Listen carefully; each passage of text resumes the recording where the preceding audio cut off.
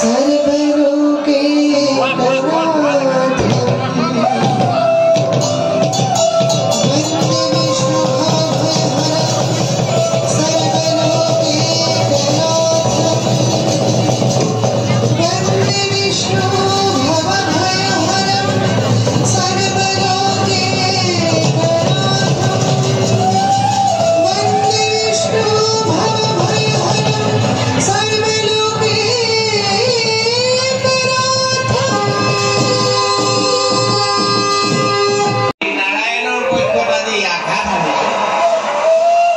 পুস্তক দমন আৰু শান্ত পালন কৰাই আমাৰ মুখ্য উদ্দেশ্য।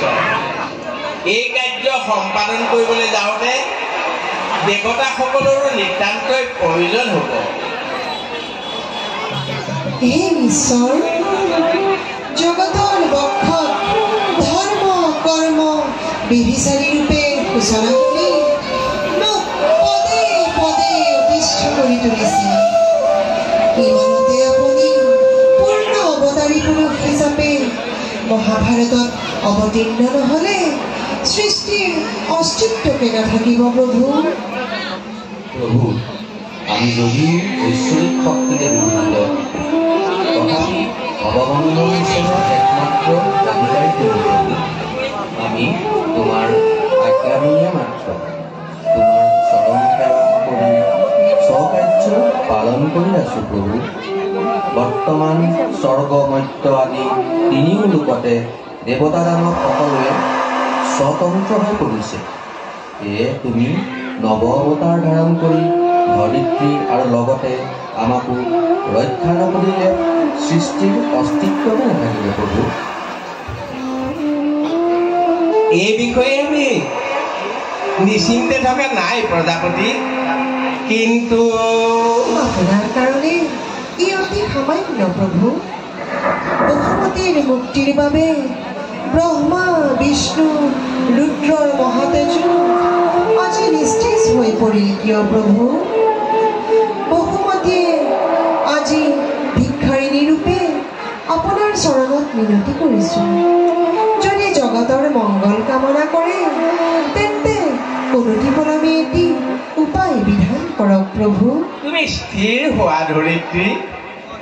সম্প্ৰতি মই এই বিষয়ে এটি উপায় উদ্ভাৱন কৰি সৃষ্টি ৰক্ষাৰ হেতু মোৰ কাৰ্য সম্পাদনৰ কাৰণে যোগমায়া আৰু নাৰদক স্মৰণ কৰিছোঁ। তেওঁলোক আহি উপস্থিত হ'লেহে এই কাৰ্য সম্পাদন কৰিব পৰা যাব। খন্তেক ধৈৰ্য ধৰা, তোমাৰ মুক্তি অচিৰেই হ'ব।